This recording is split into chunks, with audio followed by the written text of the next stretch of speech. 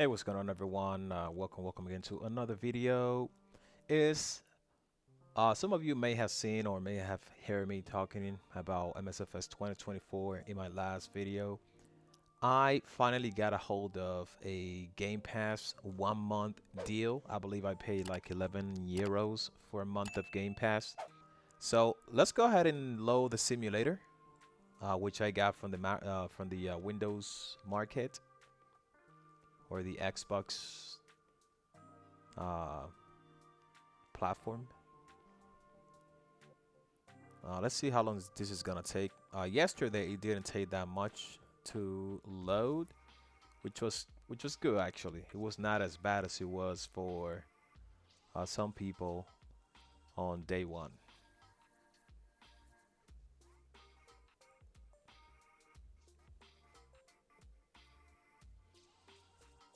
Lots of new partnerships here, as you can see. All the people, all the first party logos,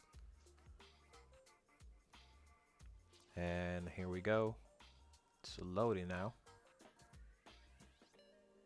So activating packages. I'm assuming it's activating the packages from the cloud based on the version of the game that you have.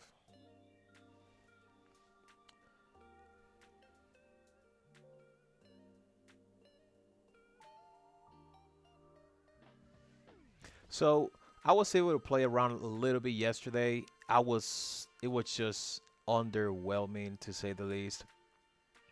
Um, but now one of the things that will piss you guys off is all the controllers, like the default keyboard controllers, have been redone. So everything is in a different place, which can be frustrating for people that been used to the default MSFS 2020 keyboard binding. And it takes a little bit to get used to the new interface and how to just navigate and find your way around and how to just modify the keybinds.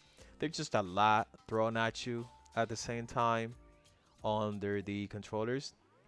But just, with some playing around, you should be able to get what you want done. I was able to get most of the stuff that I needed done yesterday in just probably like 25 minutes, or maybe 30 minutes. Now, what I don't really like is something I'm gonna show you once this thing loads up. I have no idea, and finally it came up. I'm not sure for how long the video has been running here, but it just took just a few minutes. So accessibility is gonna take you to the accessibility. I'm not really sure why they have this here, and then start. So you're gonna want to go to start, and right on the screen you cannot do anything with the world that you see here. And here we have other options such as career mode, activities, so on and so forth, which I'm not really interested in at the moment. What we are going to do though is jump into the settings.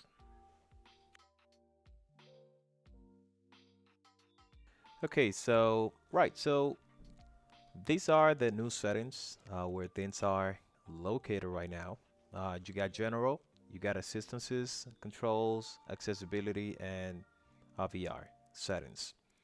So under general, you will have your typical graphic settings, the languages, sound, online stuff, camera settings, flight model, flight interface, advanced options, and some other stuff about credits. Now, starting from graphics, um, there's not a whole lot new here. The only thing that I can find that's 100% new, well, actually, I'll take it back. There's a couple things that are actually very different. So if we start with dynamic settings, this will help you. I don't know if you guys have used a tool that's called Auto FPS. I think they had it on the flightsim.to marketplace at some point, and it just allowed you to set a target FPS that you wanted to achieve, and dynamically the tool would just manipulate the level of details and other stuff just to try to meet that target FPS. It looks like they included this here, which is good. It's good. I'm not gonna lie, it's good. So for those of you that have like just mid-range computers, I mean, this might be fine. So that's what that's about. So you have to enable it right here and then define the target FPS that you want. And then if you go to global settings, oh, global rendering, this thing right here, you can manipulate. You see like the presets like low, medium, high, high end, and then ultra. I'm just gonna drop this and show you just a couple things. This simulator by default, it just set up everything on ultra for my PC, which is running a 7800X3D and a 3090 graphics card with 32 gigs of RAM. It set up everything in ultra, but I could barely run a I could barely run a game on ultra. Honestly, I think I was getting like 15 frames per second in New York or something like that with the default uh, airport scenery. Right. So I just brought it down to 100 here, just to be as close as possible to what I had on my on Flight Sim 2020. So I set all this stuff to okay, hang on. This actually shouldn't be on medium. I'm not sure why it's on medium. Off-screen terrain pre-caching. This got to be on ultra because this causes a mess, or used to cause a mess with 2020, where if you just look to the side and then look fast to the other side, you will see a lot of stuff popping up and getting rendered again. So with ultra, that it's a little bit mitigated a little bit. It's not 100% resolved. So I'm just gonna bring that back up to ultra. This right here, this displacement mapping, another thing that can help you if you have like a low memory GPU or something, it can help you not have to be rendering everything at the same time on screen. But again, I haven't found any, I mean, any value, any positive stuff about this auction here yet. All right, so building stuff. This is what I'm rocking right now. Octal level of detail, 100%, and volume, clouds, ultra, texture resolution. I have this on ultra as well. Similar to what I had on 2020. This should have been on 16x. And then I have these other stuff here. This I was able to manipulate through the configuration file.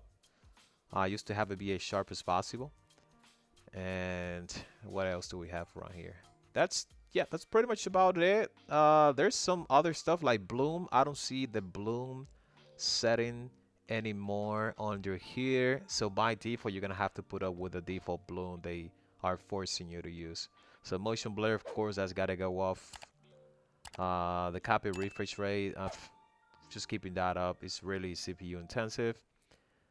Character's quality, I'm assuming this is just to your co-pilot, whatever, or your own character when you are in walking mode.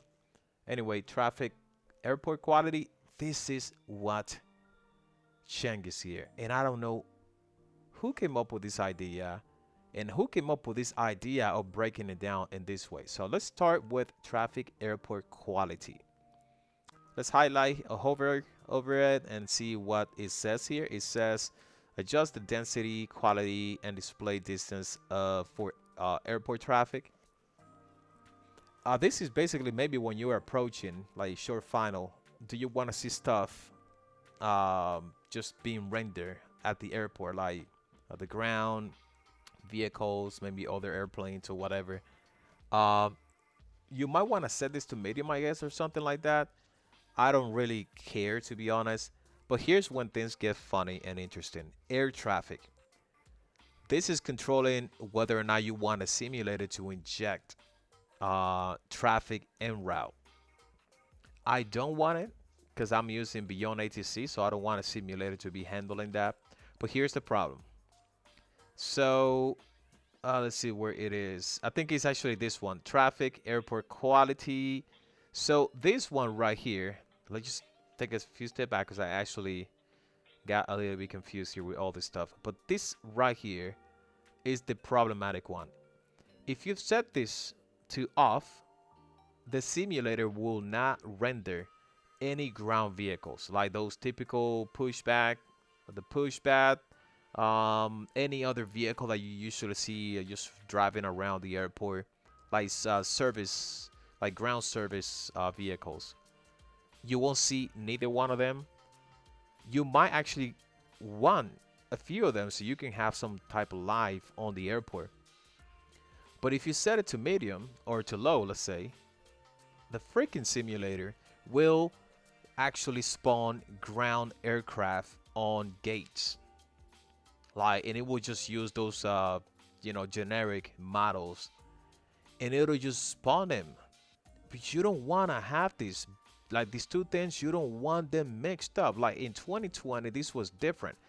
We had a separate configuration. Actually, it was in a different setting here. I don't know if it was like traffic settings or something like that. You had the option to say, okay, I want this many ground vehicles. And then you had another option for aircraft, for park aircraft at the airport. Why did they mix both of them now? Unless I'm missing something here. I just went through all the settings and I couldn't be able to find anything to enable the ground vehicle services to spawn up. Unless I set this up to low here. But then in low, it just spawns ground aircraft. And I don't want the simulator to do that because I have Beyond ATC for that purpose. Anyway, we'll keep it like that on low for now so I can show you once we go into the simulator. So a lot of other stuff, like you see under the same graphic settings, they have now all the other stuff like the road traffic, sea traffic, fauna, all that other stuff is just cramped up under the graphic settings. Anyway, right, so that's what we had there on sound. I had a lot of issues with sound, especially engine sounds, and it was because of a setting here that was enabled. So this one right here, the headphone simulation, I think it may have been me that enabled it by mistake. But when this thing was enabled, I couldn't hear the engine sounds of the airplane. So I removed that, and as soon as I did that, I started hearing that stuff. Now, right on the screen, another problem, guys. If you're using, say, Intention or Beyond ATC, you know that before we had a settings on 2020 where you can completely disable. I think it was under accessibility. You have like the ATC voices. You could completely disable that stuff under that particular setting. I couldn't find it. They completely removed it apparently. And now the only way that I was able to just shut down the simulator ATC voices was just to bring down the character voices all the way down. Right. Controls.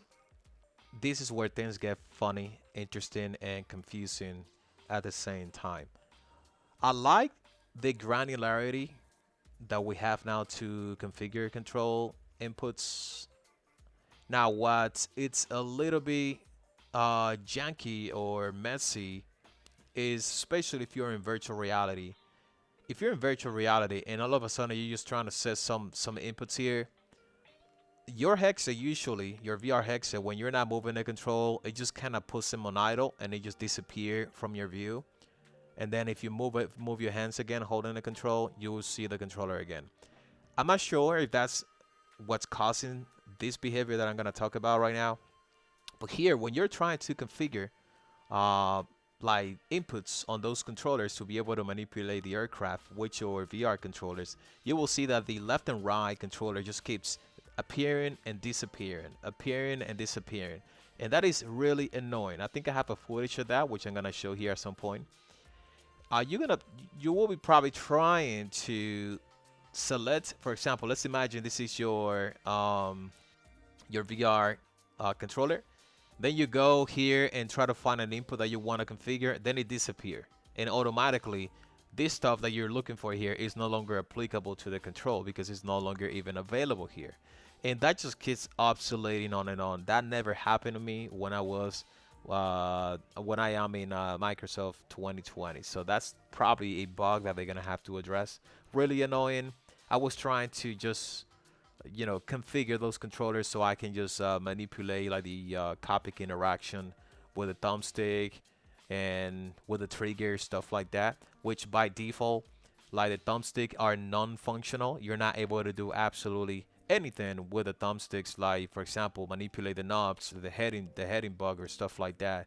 None of that stuff works because it's not mapped by default, and it is a pain in the ass for you to for you to actually configure that with the bug that we have. Now let's go to VR.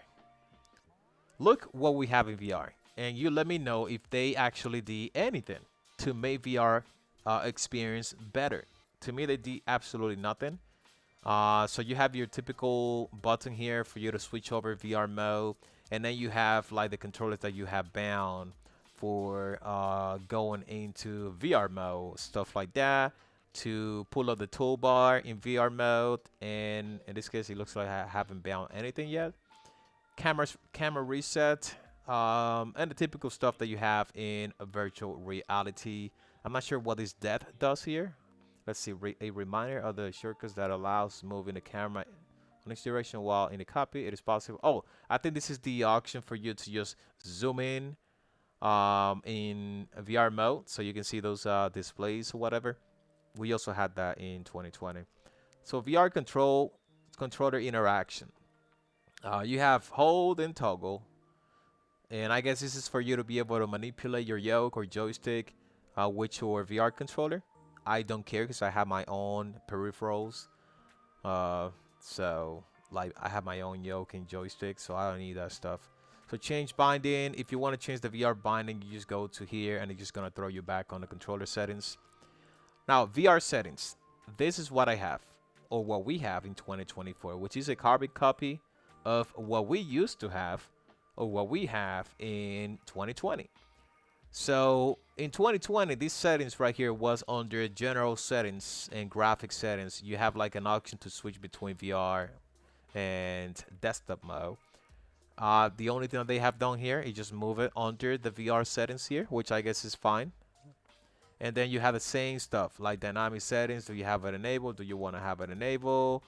Like, do you want to simulate it to dynamically adjust LOD, stuff like that?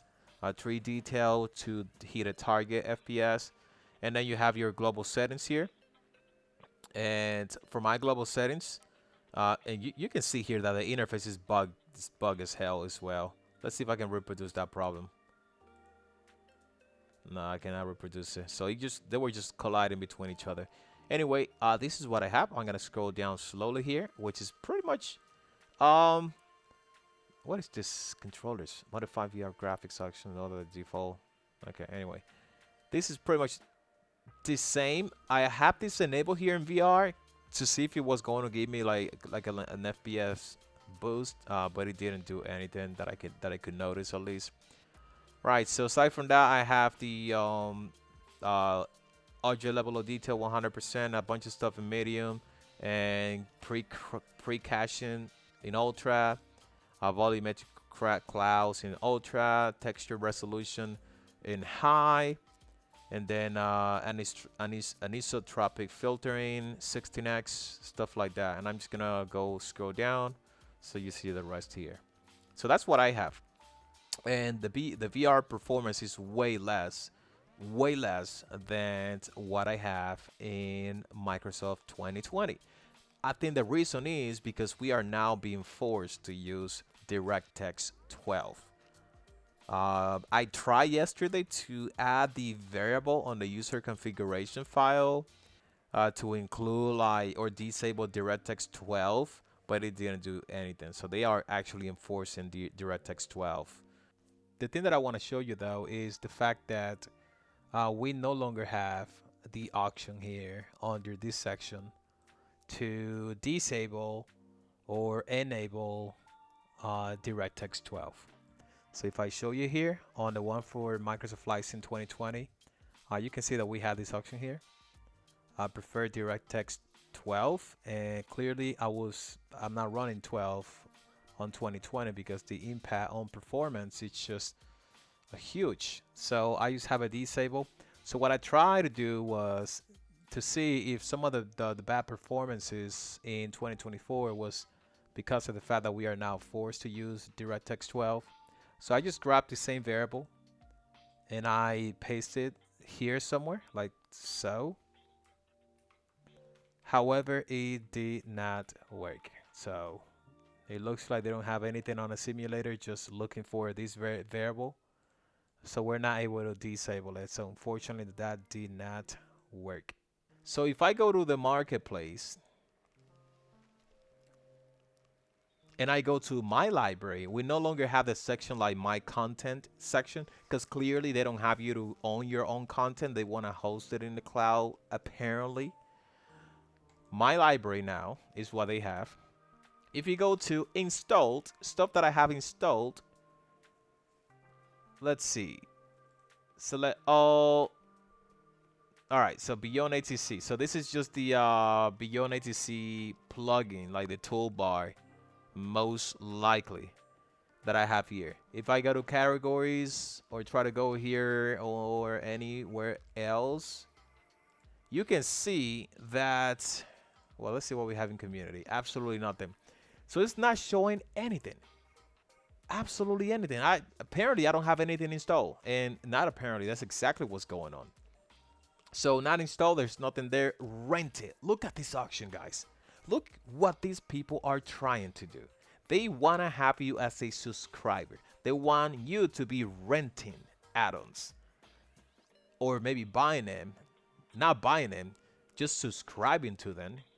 Because as soon as Microsoft Flight Simulator 2024 is deprecated, you're going to lose everything. Pretty much. If they decide to shut it down, you are going to stay empty-handed because you don't own anything right now. Everything is hosted by them in their cloud. So this is an auction, so I'll be keen to know what it is they're trying to do with that. Just by the name of it, clearly it makes sense what they're trying to do, and it's clear what they're trying to do. Stream. Under stream is where you're gonna find absolutely everything. I don't really mind streaming the world sceneries. This was something really heavy, so I'm fine with this staying in the cloud. The problem is with the aircraft. All the base content, I am using the Gamepass again. You see 200 and some aircraft. Everything is streamed. Nothing installed. Nothing installed on your computer. Absolutely everything here is streamed. It's gonna be streamed to your computer. Absolutely everything.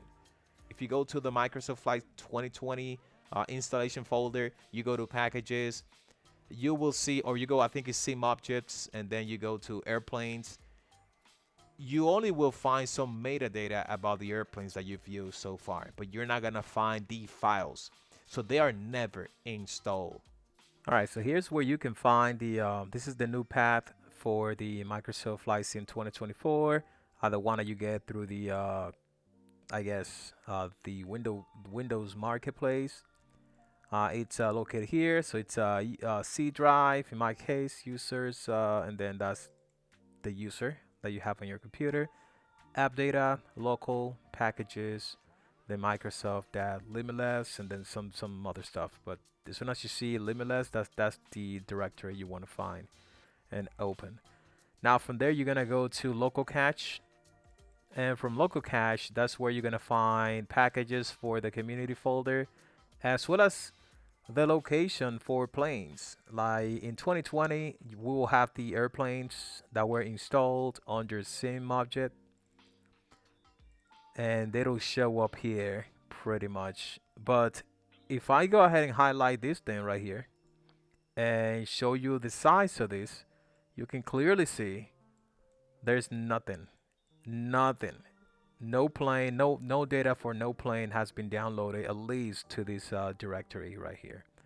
So technically speaking, everything is just being streamed as far as planes, 100%.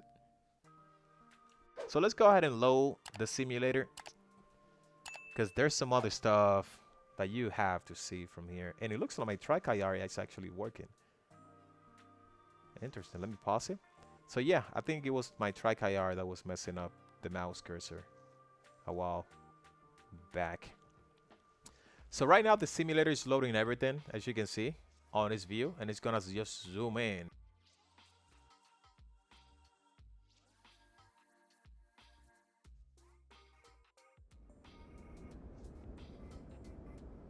So stuff right now is just streaming from the cloud. You can see everything streaming in. Again, those ground textures are from the 2020 version of the scenery here. All right, so I'm gonna go here and using my control. This I like though. I like this stuff. I'm not gonna lie. I like the walking mode. using the controllers. What I don't like is that message at the bottom. I don't want to see that stuff there. I want it gone, man. I want to try to find a way later on how to remove that stuff. Now, let me show you some stuff from here. As you can see right here, we are seeing a bunch of uh, generic aircraft loaded here, as well as some ground clutter, like ground service vehicles in there, which is fine. I want to keep some of that stuff just to give the airport life, but I want to get rid of those generic or static aircraft on the ground. How do I do that? Unfortunately, I gotta go back out and look what's gonna happen when I hit escape. This goes and zoom all the way out, which is going to cause the simulator to remove any objects to this distance for saving resources. So once I go and do resume, we're gonna go back in and you're gonna see everything loading back up. It's just a fucking mess. It's just a mess, guys. We just gotta be 100% honest. How can I get rid of those static aircraft? I'm gonna have to go to graphics. I'm gonna have to go to global rendering. And if you remember, I said something to low. I have to set this to off. The problem with setting it to off is that now the airport is 100% empty. I don't even see those ground cluttering, like the pushbacks. None of that stuff is here. So let me show you. Absolutely anything. I mean, there's actually a pushback out there, which I guess it's fine. But like the vehicles, like yesterday, I did not see any vehicles driving around. Like the vehicles that you typically see driving, it's just gone. It is 100% gone. I think some of those other vehicles that we have there are part of the scenery, like some of those static components. But in New York, everything was with the default New York scenery. Everything was going out of your view. Nothing was left in there. Anyway, right. Let's go here. Let's walk in and remove this. It looks like now you're gonna be doing a job of a ground crew. I don't believe any pilot's gonna be taking that stuff up. And then let's remove the chucks from here. And I guess now we could technically go and get on the plane, but let's just do a quick walk around here.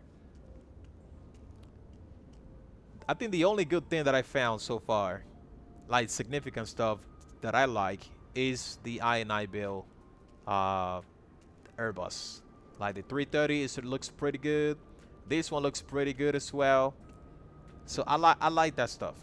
But aside from that, I think I haven't found anything else that's just mind-blowing. All right, so the bloom of the sorry, of the sun, something that you cannot change apparently so far, unless we can disable that from the configuration file. Now the the lighting looks pretty good. I like the lighting. It looks realistic. It looks pretty much the same as it used to look in Microsoft Flight Sim 2020 before Sim Update 5. So that looks good. I like it. Man, we just accomplished a milestone here. We couldn't even get to this point yesterday. It was so frustrating, man. All right, let's start engine number 2.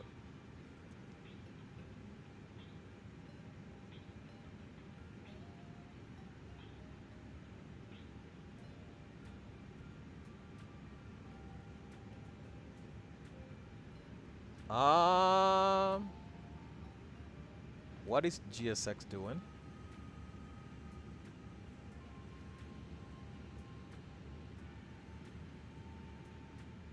Oh, okay. I think it's doing what it's supposed to be doing. All right, let's.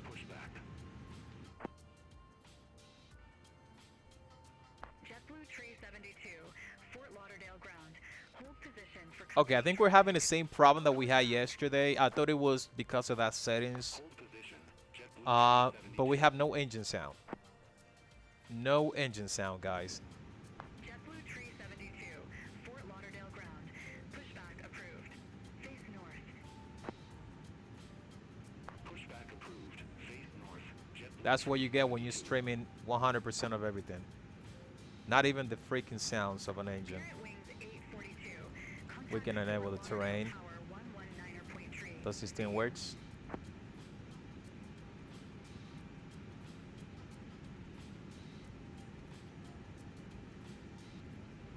All right, so Bravo 12 is right here. Oh, it was for me. Contact Tower 119.3. See ya.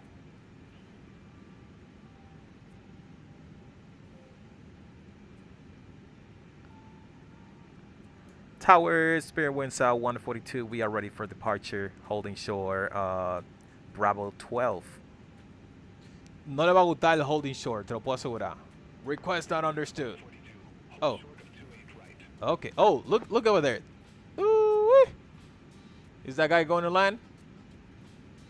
Is that guy going to land?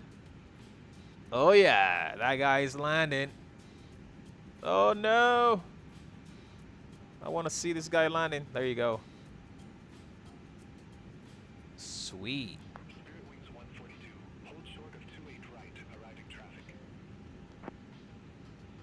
Holding shore to a right. Spirit winds 142.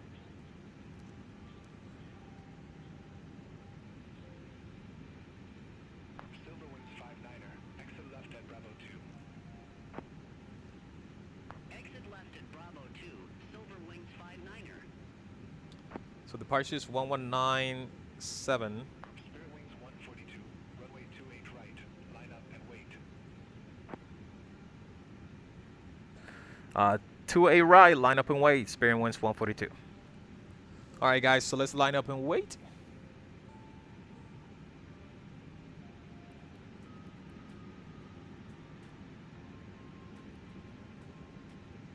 And let's go TARA. Oh my God. TARA. Fort Lauderdale Tower, Spirit wings 575, visual runway 28 right. TO. Silver wings 59er, monitor ground 121.4. Ground 121.4, Silver wings 59er. Oh my God, this is gonna be a milestone if we are able to take off. We know. 575, Fort Lauderdale Tower, wind tree 20 at 9er, gusts 18, runway 28 right cleared to land. Runway 28 right cleared to land. What? Spirit wings 575. He's giving another aircraft clear to land? Spirit wings 142, Fort Lauderdale Tower. Oh, Jesus. Wind tree 20 at 9er, gusts 18, RNAD to shells, runway 28 right, cleared for takeoff. Clear for takeoff. Our nav to shelf. Spirit winds 142. No. Spirit wings 142 cleared for takeoff, runway 28 right.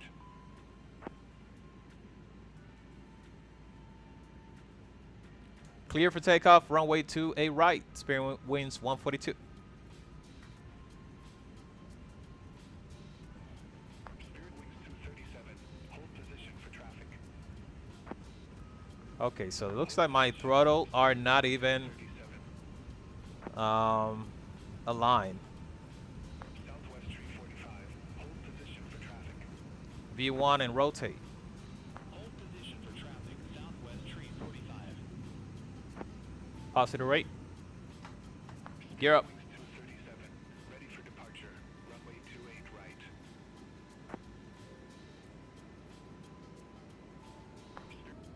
Altimeter 3008, expect a visual approach runway 28 right, Delta 1401.